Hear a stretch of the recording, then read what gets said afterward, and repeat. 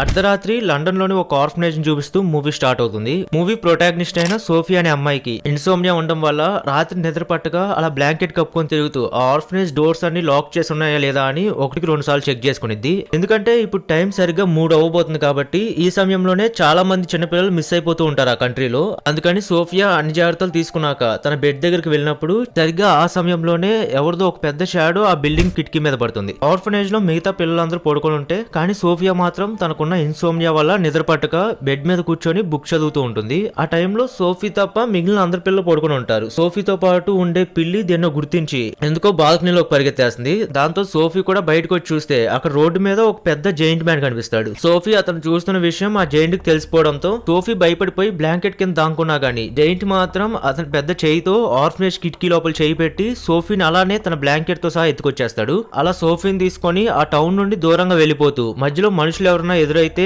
చాలా తెలివిగా వాళ్ళు కనిపించకుండా దాక్కుంటూ చివరికి సోఫీని తీసుకొని ఆ సిటీ నుండి బయటకు వచ్చేస్తాడు. వన్స్ ఆ సిటీ బయటకు రాగానే అతని పెద్ద పెద్ద పాదాల సహాయంతో చాలా ఫాస్ట్ గా పరిగెడుతూ అలా మధ్యలో ఒక్కసారిగా గట్టిగా గాల్లో గెంతి మేఘాలు కనపడేంత హైట్ కి జంప్ చేసి చివరికి సోఫీని ఆ జైంట్స్ ఉండే కంట్రీకి తీసుకెళ్తాడు. అలా ఆ జైంట్ ఇంట్లోకి వెళ్లి సోఫీని తన బ్లాంకెట్ తో పాటు ఒక చెట్టుకు తగిలించి ఫుడ్ రెడీ చేసుకోవడానికి ఆ జైంట్ ఒక దోసకాయ లాంటి వెజిటేబుల్ కట్ చేస్తూ ఉంటాడు. అప్పుడు సోఫీ పారిపోవడానికి ఇదే కరెక్ట్ టైం అనుకొని అక్కడ నుండి బయటకు వచ్చేస్తుంది. కానీ అక్కడ నుండి తప్పించుకునే కంగారులో ఒక సౌండ్ చేయడం వల్ల ఆ జైంట్ కి దొరికిపోతుంది. ఇక్కడే మనకు ఆ జైంట్ ఫేస్ ని మొదటిసారి చూపిస్తారు. అన్లెస్ నీకు రెక్కలుంటే తప్ప నువ్వు ఇక్కడ నుండి తప్పించుకోవడం ఇంపాసిబుల్ అని చెప్పి సోఫీని తీసుకొని అతను కట్ చేస్తున్న వెజిటేబుల్స్ పక్కనే ఉంచుతాడు. అసలు నేను ఇప్పుడు ఎక్కడ ఉన్నానని అడిగితే అతను ఇప్పుడు నువ్వు జైంట్ కంట్రీలో ఉన్నావని చెప్పి బయట వేరే జైంట్స్ నడుస్తున్న శబ్దాలు కూడా వినపడుతూ ఉంటే ఒక పక్క ఇతను కుక్ చేస్తూ ఉంటే అది చూసిన సోఫీ ఏంటి ఇప్పుడు నువ్వు నన్ను చంపి తినేస్తావా ఏంటి, ప్లీజ్ అలా చేయొద్దని బతిలాడుకుంటుంది. దానికి ఆ జైంట్ నవ్వుతూ నీ కంటికి నేను క్యానిబల్ లాగా కనిపిస్తున్నానా అని, పర్లేదు నువ్వేం భయపడకు వెజిటేరియనేలే అని చెప్పి ఇప్పుడు దాకా అతను చేసుకున్న ఆ వెజ్ సూప్ తాగుతాడు. మిగతా జైంట్స్ లాగా నాకు మనుషులు తినే అలవాటు లేదని చెప్తాడు. అది విని సోఫీ కొంచెం రిలాక్స్ అయ్యి ఇక్కడ నువ్వు నన్ను ఎత్తుకొచ్చేసరికి ఎక్కడ నన్ను తినేస్తావేమోనని భయపడ్డాను అనడంతో దానికి ఆ జైంట్ తనను తీసుకొచ్చినందుకు అతను బాధపడుతూ ఎస్పెషల్లీ మీ అమ్మ నాన్న ఈ పాటికి నీ గురించి వెతుకుతూ ఉంటారు కదా అని చెప్పి జాలి చూపిస్తాడు. అయితే సోఫీ తన ఒక అనాథనని చెప్పి సో నువ్వు అనుకున్నట్టు నా కోసం ఎవరు బాధపడర్లే అని అంటూ చివరికి ఆ జైంట్ మంచివాడని అర్థం చేసుకునేది. ఇక్కడున్న మిగిలిన జైంట్స్ కూడా నీకులానే మంచివాడా అని అడిగితే ఏం మాట్లాడుతున్నావు, వాళ్ళు నాలా వెజిటేరియన్స్ కాదని చెప్తూ వాళ్ళు ఒకవేళ నిన్ను గనక చూస్తే సెకండ్ థాట్ కూడా లేకుండా వెంటనే తినేస్తారని చెప్తాడు. అలాగే ఇంకా వాళ్ళతో పోల్చుకుంటే నేనే ఇక్కడ అందరికన్నా చిన్న జైంట్ అని చెప్పి వాళ్ళు నాకన్నా డబుల్ త్రిబుల్ సైజ్ లో ఉంటారని కూడా చెప్తాడు. అయితే సోఫీ నువ్వు నన్ను తిన్నంటున్నావు, మరి ఎందుకు నన్ను ఇక్కడ తీసుకొచ్చావు అని అడిగితే అప్పుడు ఆ జైంట్ మరి ఏం చేయమంటావు, ఒకవేళ నేను నిన్ను తీసుకురాకపోతే నువ్వు నన్ను చూసిన విషయం మీ మనుషులందరికీ చెప్పేస్తావు, దాంతో మీ మనుషులు వచ్చి మమ్మల్ని బంధించేస్తారు, అందుకే నేను ఇక్కడ తీసుకురావాల్సి వచ్చింది అంటాడు. ప్రామిస్ నేను చూసినట్టు ఎవరికి చెప్పను, ప్లీజ్ నన్ను తీసుకొచ్చిన చోటే వదిలే అని అడుగుతూ ఉంటే కానీ జైంట్ సోఫీ మాటను నమ్ముడు. లేదు నువ్వు చెప్పే అవకాశం కూడా లేకపోలేదంటూ సో నీ మిగతా జీవితం మొత్తం ఇక్కడే గడిపేయాలంటాడు. దానికి తను ఒకవేళ నేను పారిపోతే ఏం చేస్తావని అంటే నీకేమాత్రం బతకాలని ఆశ ఉన్నా ఇల్లు దాటి బయటకు వెళ్ళకు, ఒకవేళ మిగతా జైంట్స్ గనక నిన్ను చూస్తే నేను కూడా నిన్ను వాళ్ళ దగ్గర నుంచి కాపాడలేనని చెప్తాడు. తర్వాత ఆ జైంట్ పని చేసుకుంటూ ఒక బ్లూ లైట్ ఉన్న జార్ ని బయటకు తీస్తాడు. సోఫీ అదేంటని అడిగితే ఇది ఒక కళ అని చెప్తాడు. అది విన్న సోఫీ నీ కంటికి నేను ఫూల్ లా కనబడుతున్నాను అని తిట్టి అయినా కళలను ఎవరన్నా పట్టుకోగలరా, అవి జస్ట్ మనం నిద్రపోతున్నప్పుడు మాత్రమే ఎక్స్పీరియన్స్ చేయగలమని చెప్పి ఇంకా నాలాంటి ఇన్సోమ్నియా ఉన్న వాళ్ళకైతే ఆ అదృష్టం కూడా లేదని అంటుంది. నీకు అదృష్టం నేను కల్పిస్తానులే అని చెప్పి ఇందాక సోఫీని ఎత్తుకొచ్చేటప్పుడు తనతో పాటు తెచ్చిన బుక్ ని తీసి చదవడం మొదలు పెడతాడు. అప్పుడు మెల్లిగా సోఫీ నిద్రలోకి జారుకుంటుంది. అలా తను నిద్రపోగానే ఆ జైంట్ అతని ఇంట్లో ఉన్న ఒక సీక్రెట్ రూమ్ ను ఓపెన్ చేసి అందులోకి వెళ్తే అక్కడ అలాంటి లైట్ జార్స్ ఇంకా చాలా ఉండి ఒక్కొక్క బాటిల్లో డిఫరెంట్ కలర్స్ ఉన్న డ్రీమ్స్ ని బంధించి ఉంచుతాడు. ప్రస్తుతానికి ఒక రెడ్ కలర్ ఉన్న బాటిల్ ని బయటకు తీసి దాంతో ఏదో చేస్తాడు. కట్ చేస్తే తర్వాత సోఫీ నిద్రలేసి చూస్తే ఆ జైంట్ కూడా ఆల్రెడీ నిద్రపోయి ఉంటాడు. సో ఇదే కరెక్ట్ టైం అనుకొని ఇంటి నుండి పారిపోయి బయటకు వస్తుంది. తను అలా పరిగెడుతూ ఉన్నప్పుడు అప్పుడు ఇంకో పెద్ద జైంట్ అక్కడ ఉండి సోఫీని పట్టుకొని తినేపోతాడు. అప్పుడు తను కాపాడమని అరుస్తూ ఉన్నా గానీ ఒక పక్క ఈ మంచి జైంట్ మాత్రం ఇంకా అతను చేయగలిగింది ఏం లేదని చెప్పి ఆ డోర్ క్లోజ్ చేసుకుంటాడు. ఇంకా ఆ జైంట్ మింగేయంగానే అప్పుడు తను వెంటనే నిద్రలోని బయటకు వస్తుంది. ఎస్ ఇదంతా డ్రీమ్ అని అర్థమవుతుంది. కావాలని ఆ మంచి జైంటే తనకి బయటకు వెళ్తే ఏం జరిగిందో చూపించడానికి ఇందాక రెడ్ కలర్ జార్ లో ఉన్న డ్రీమ్ ని బయటకు వదులుతాడు. ఇక మరుసటి రోజు ఆ జైంట్ ఒక గ్రీన్ కలర్ లో ఉన్న లిక్విడ్ ని డ్రింక్ చేస్తాడు. సోఫీ ఇదేంటని అడిగితే ఇదే మాకు ఇక్కడ దొరికి ఆల్కహాల్ అని చెప్పి ఇది గనక తాగితే మేము భూమి మీద స్వర్గాన్ని చూసేయచ్చు అని చెప్తాడు. కానీ సోఫీ ఆ లిక్విడ్ లో ఉన్న బబుల్స్ కిందకి వెళ్తూ ఉండడం గమనించి అదేంటి జనరల్ గా బబుల్స్ పైకి రావాలి కదా మరి ఇందులో ఏంటి కిందకి వెళ్తున్నాయని అడిగితే దానికి ఆ జైంట్ ఒకవేళ గ్యాస్ పైకి ట్రావెల్ చేస్తే చండాలంగా టేపులు వస్తాయని అంటాడు. కానీ సోఫీ మరి కిందకి ట్రావెల్ చేస్తే ఆ గ్యాస్ ఇంకా చండాలంగా బయటకు వస్తుంది కదా అని అంటుండగానే కానీ జైంట్ అదేం పట్టించుకోకుండా ఈ లోపలే కింద నుంచి గ్యాస్ రిలీజ్ చేస్తూ గాల్లోకి ఎగురుతూ దాన్ని ఎంజాయ్ చేయడం మొదలు పెడతాడు. సరిగ్గా అదే సమయంలో ఒక పెద్ద మనుషుల్ని తినే జైంట్ ఆ ఇంట్లోకి ఎంటర్ అయ్యి అసలు నువ్వు ఒక్కడవే ఎవరితో మాట్లాడుతున్నావు అని అడుగుతాడు. తిరుగుతాడు. దాంతో సోఫీ వెంటనే దాక్కునిపోతుంది. అలా ఆ పెద్ద జైంట్ కి కనబడకుండా డైలీ ఇతను కుక్ చేసుకుని తినే ఆ దోసకాయ లాంటి వెజిటేబుల్ లోపల దాక్కుని పోవడంతో ఇంకా ప్రమాదం తప్పిందిలే అనుకునే లోపు కానీ ఆ పెద్ద జైంట్ కి మాత్రం నాకెందుకో ఇంట్లో మనిషి స్మెల్ వస్తుందని చెప్పి అనుమానంతో ఆ ఇల్లు మొత్తం వెతకడం మొదలు పెడతాడు. చివరికి బాగా ఆకలి వేయడంతో నాకెందుకో ఈ రోజు ఈ దోసకాయ కూడా మంచి స్మెల్ వస్తుందని చెప్పి ఆ దోసకాయని తినబోతాడు. బట్ అందులోనే సోఫీ ఉంటుంది కాబట్టి నువ్వు ఒక క్యానిబల్ అన్న విషయం మర్చిపోయావా, చీప్ గా వెజిటేబుల్స్ తింటున్నావు, ఉండు నేను ఈ విషయాన్ని మిగతా జైంట్స్ కి కూడా చెప్పి నీ పరువు తీస్తా అనడంతో దాంతో ఆ జైంట్ లేదు నేను కేవలం మనుషులు మాత్రమే తింటానని చెప్పి దాన్ని అక్కడ పడేసి ఆ ఇంట్లోంచి వెళ్ళిపోతాడు. ఆ తర్వాత ఆ ఫ్రెండ్లీ జైంట్ సోఫీని ఒక వాటర్ ఫాల్ దగ్గరికి తీసుకెళ్లి అలా తన డ్రెస్ లో ఉండగానే స్నానం చేయించి మళ్ళీ వేసుకోవడానికి కొన్ని బంచ్ ఆఫ్ క్లాత్స్ అక్కడ పడేస్తాడు. కానీ సోఫీ వాటిలో ఉన్న ఒక రెడ్ జాకెట్ ని తీసుకుని వేసుకోవడంతో ఆ చూసిన ఈ ఫ్రెండ్లీ జైంట్ ఎందుకో ఒకసారిగా తన కళ్ళు అలానే చూస్తూ ఉండిపోతాడు. ఆల్మోస్ట్ ఆ జైంట్ కళ్ళలో నీళ్లు తిరుగుతూ ఫేస్ అలా ఒకసారిగా దిగాలుగా పెట్టేసరికి సోఫీకి ఏం అర్థం కాక ఏంటి మ్యాటర్ అని అడిగితే అతనేం రిప్లై ఇవ్వడు. తర్వాత సోఫీని ఒక సేఫ్ ప్లేస్ లో పెట్టాక ఇలా చూడు నేను నా పని మీద వెళ్తున్నా, డ్రీమ్స్ ని పట్టుకోవడం ఫినిష్ అయిపోగానే తిరిగి వెంటనే వచ్చేస్తానులే అని చెప్పి అప్పటిదాకా ఇక్కడ నుంచి ఎటు కదలొద్దని చెప్తాడు. కానీ సోఫీ నేను కూడా వస్తానని ఫోర్స్ చేయడంతో ఆ జైంట్ మాత్రం ససేమిరా ఒప్పుకోడు. ఇందాక ఆ జైంట్ ని చూసావుగా ఎంత క్రూయల్ గా ఉన్నాడో, బయట అలాంటి జైంట్స్ ఇంకా వందల్లో ఉన్నారని ఎంత భయపెట్టినా గానీ తన అసలు మాట వెనక్కిపోయేసరికి ఇష్టంగానే తనను కూడా తీసుకువెళ్లాల్సి వస్తుంది. వాళ్ళలా బయట అడుగు పెట్టంగానే అప్పుడే సోఫీ మొదటిసారి ఈ జైంట్ కంట్రీని చూడడం వల్ల చాలా ఎగ్జైట్ అవుతుంది. బయట మిగతా పెద్ద జైంట్స్ అన్ని గొరకపెట్టి నిద్రపోతూ ఉంటే వీళ్ళు ఎలాగోలా సౌండ్ చేయకుండా వాళ్ళ పక్క నుంచే వెళ్తూ ఉన్నప్పుడు కానీ ఒక జైంట్ కి మెలుగు వచ్చి ఈ మంచి జైంట్ కాల్ పట్టుకుని కింద పడేస్తాడు. దాంతో అప్పుడు సోఫీ కూడా కింద పడిపోయి తను వెంటనే పరిగెత్తుకుంటూ వెళ్లి అక్కడ ఉన్న ఒక పాత కారులో దాక్కుని పోయాక ఇటువైపు ఈ క్రూయల్ జైంట్స్ అన్ని కలిసి ఆ ఫ్రెండ్లీ జైంట్ ని టీచ్ చేస్తూ ఉంటారు. వాళ్ళందరూ కలిసి అలా ఫుట్బాల్ లాగా విసురుతూ ఉంటే ఫ్రెండ్లీ జైంట్ మాత్రం వాళ్ళని తిరిగి ఒక్క మాట కూడా అనకపోతుండేసరికి ఒక సోఫీ కోపం వచ్చేస్తూ ఉంటుంది.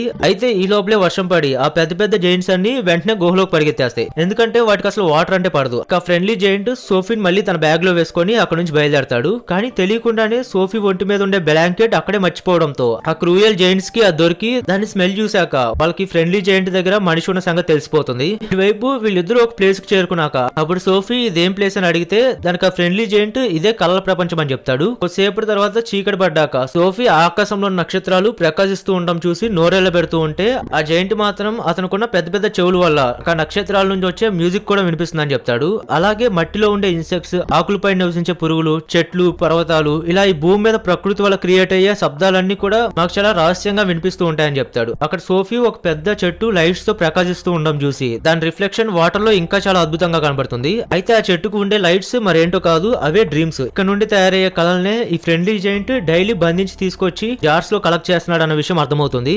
అప్పుడే అక్కడ ఒక గోల్డెన్ డ్రీమ్ తయారై కింద పడడం చూసి కేవలం మంచి కళలు మాత్రమే అది అందిస్తుందని చెప్తూ దాన్ని పట్టుకోవడానికి ట్రై చేస్తాడు. కానీ ఆ గోల్డెన్ లైట్ మాత్రం ఎగురుకుంటూ వచ్చి సోఫీ దగ్గర ఆగుతుంది. అప్పుడు ఆ ఫ్రెండ్లీ జైంట్ దాన్ని పట్టుకొని జార్ లో పెడుతూ ఆ గోల్డెన్ లైట్ నేను రికగ్నైజ్ చేసింది అంటాడు. అందుకే దాన్ని సోఫీ చేత జార్ లో పెట్టించి గుర్తుగా దానికి సోఫీ డ్రీమ్ అని పేరు పెడతాడు. ఇంకప్పుడు సోఫీ కూడా ఆ జైంట్ కి డ్రీమ్స్ ని పట్టుకోవడంలో హెల్ప్ చేస్తూ చివరికి ఒక రెడ్ కలర్ డ్రీమ్ ని పట్టుకోబోతుంటే జైంట్ వెంటనే ఆ డ్రీమ్ ని తన దగ్గర నుంచి లాక్కొని దీంతో చాలా జాగ్రత్తగా ఉండాలని చెప్తాడు. ఈ రెడ్ కలర్ డ్రీమ్ మనం చేసిన తప్పులన్నీ చూపిస్తుంది. సో అందుకే ఇది ఒక పేడ కలర్ డ్రీమ్ అని చెప్పి ఇంకోసారి దీన్ని ముట్టుకోకని చివరికి దాన్ని కూడా ఒక జార్ లో జాగ్రత్తగా బంధిస్తాడు. ఆ తర్వాత వాళ్ళిద్దరూ ఆ లేక్ నుండి బయటకు వచ్చేస్తారు. ఇంకా డ్రీమ్ ల్యాండ్ నుండి తిరిగి వెళ్తూ ఉన్నప్పుడు సోఫీ అసలు నీ పేరేంటని అడిగితే మాకు మనుషుల్లాగా పేర్లు ఏమి ఉండవని చెప్పి కానీ గతంలో నాకు ఇష్టమైన పర్సన్ ఒకరు నన్ను బిగ్ ఫ్రెండ్లీ జైంట్ అని పిలిచేవాడని చెప్తాడు. అది విన్న సోఫీ అయితే నేను షార్ట్ ఫామ్ లో బిఎఫ్జీ అని పిలుస్తానని చెప్పి అప్పటి నుండి సోఫీ ఆ ఫ్రెండ్లీ జైంట్ ని బిఎఫ్జీ అని పిలవడం స్టార్ట్ చేస్తుంది. ఆ తర్వాత సోఫీ అండ్ బిఎఫ్జీ ఇద్దరు కలిసి లండన్ సిటీకి చేరుకొని అలా వాళ్ళిద్దరూ కలెక్ట్ చేసిన ఆ హ్యాపీ డ్రీమ్స్ ని అక్కడ నిద్రపోతున్న మనుషులకు ఇవ్వడం స్టార్ట్ చేస్తారు.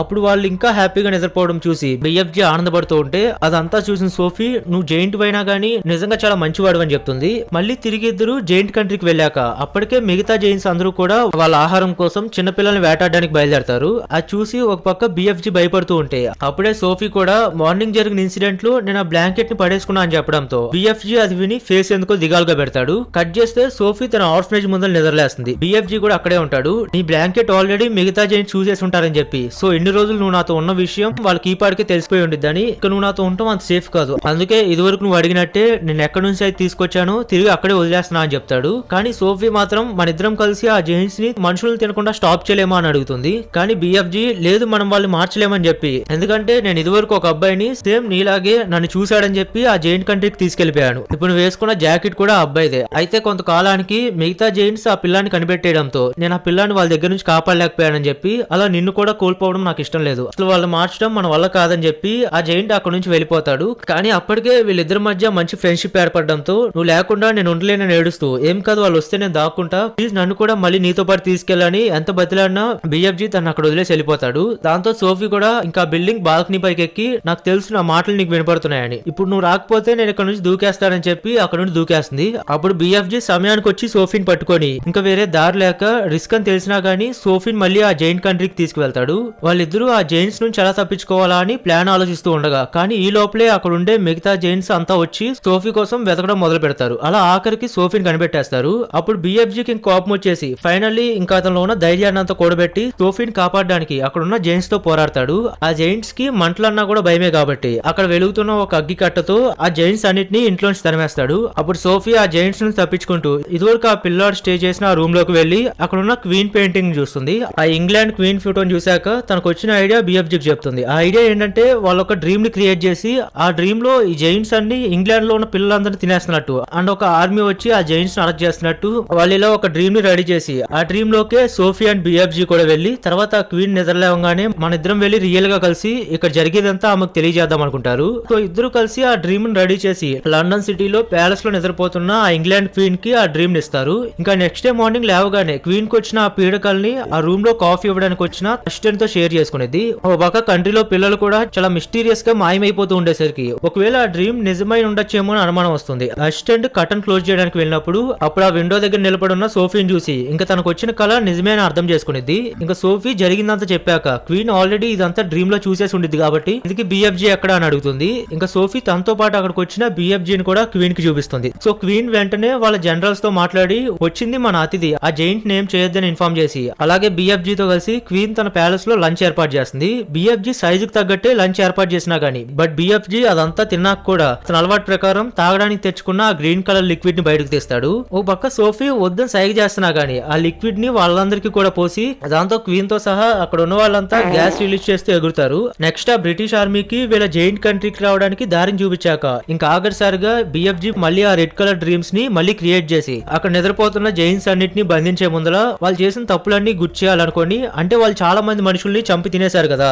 దానంతటికి వాళ్ళ చేత గిల్ట్ ఫీల్ అయ్యేలా చేపిద్దాం అనుకుంటాడు. అలా వాళ్ళిద్దరూ ప్రశాంతంగా కూర్చున్నాక సోఫీ ఎందుకు నీ డ్రీమ్ ఏంటని అడుగుతుంది. దానికి ఆ బిఎఫ్జీ నువ్వు నీ ప్రపంచానికి తిరిగి వెళ్ళిపోయి మిగతా అందరు మనుషుల్లాగే నువ్వు కూడా హ్యాపీగా బతకాలి అదే నా డ్రీమ్ అని చెప్తాడు. అప్పుడు సోఫీ మరి నేను తిరిగి వెళ్ళిపోతే నీ కోసం పిలిచినప్పుడల్లా నువ్వు రెస్పాండ్ అవుతావా అని అడిగితే దానికి సమాధానంగా బిఎఫ్జీ అతని పెద్ద చెవులను చూపిస్తాడు. ఫైనల్ గా ఆ జైన్స్ అరెస్ట్ చేసే టైం దగ్గర పడుతుంది. ఈసారి సోఫీనే ఆ రెడ్ కలర్ డ్రీమ్స్ ఉన్న జార్ ని పట్టుకెళ్లి ఆ జైన్స్ నిద్రపోతున్న సమయంలో సరిగ్గా మధ్యలో ఆ జార్ పగలగొడుతుంది. దాంతో ఆ జైన్స్ అన్నిటికీ వాళ్ళు చేసిన తప్పులన్నీ డ్రీమ్స్ లో కనపడి అందరు రిగ్రెట్ ఫీల్ అవుతూ ఉంటే కానీ ఇది వరకు సోఫీని తినపోయిన ఆ జైంట్ మాత్రం అసలు రిగ్రెట్ ఫీలింగ్ లేకుండా సోఫీని చూడగానే తినపైన అటాక్ చేయడానికి ట్రై చేస్తాడు. కానీ ఇంతలో బిఎఫ్జీ వచ్చేసి తనను కాపాడతాడు. దానికి కోపం వచ్చిన ఆ జైంట్ బిఎఫ్జీని కొట్టబోతూ ఉండగా సరిగ్గా అప్పుడే క్వీన్ పంపిన ఆర్మీ హెలికాప్టర్స్ లో వచ్చి ఆ జైంట్ ని తాడుతూ ఆపుతారు. ఇంకా ఆర్మీ మొత్తం వాళ్ళ హెలికాప్టర్స్ లో అక్కడ ల్యాండ్ అయ్యి అక్కడ ఉన్న మిగతా క్రూయల్ జైంట్స్ అన్నిటిని కూడా తాళ్లతో బంధించి వాటిని వేరే చోటుకి తీసుకెళ్తూ ఉంటారు. అలా ఫైనల్ గా ఒక బిఎఫ్జీని తప్ప